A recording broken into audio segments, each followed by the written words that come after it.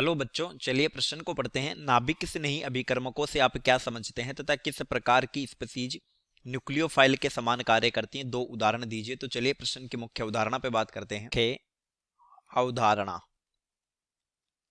देखिए, न्यूक्लियोफिलिक दो शब्दों से मिलकर बना है। नाभिक स्नेही न्यूक्लियोफिलिक, ये होता है न्यूक्लियो प्लस फिलिक। न्यूक्लियो का अर्थ है नाभिक से, यानी कि न्यूक्लियस से, और फिलिक का मतलब है लविंग। अब नाभिक के क्या होते हैं?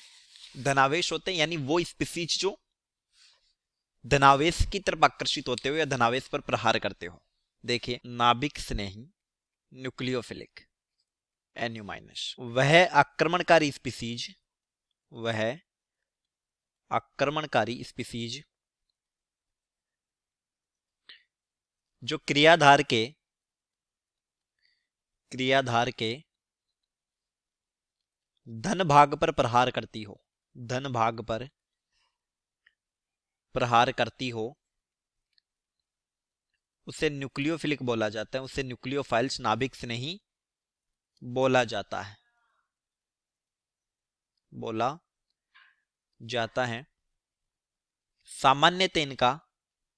सामान्यतः इनमें केंद्रीय परमाणु का अष्टक पूर्ण होता है।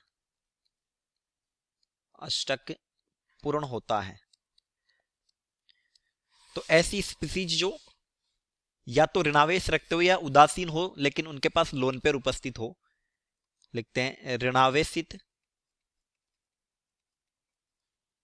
अथवा उदासीन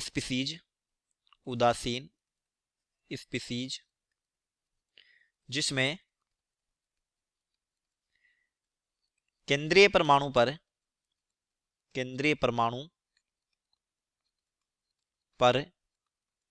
लोन पेयर उपस्थित हो, नाभिक स्नेही की तरह व्यवहार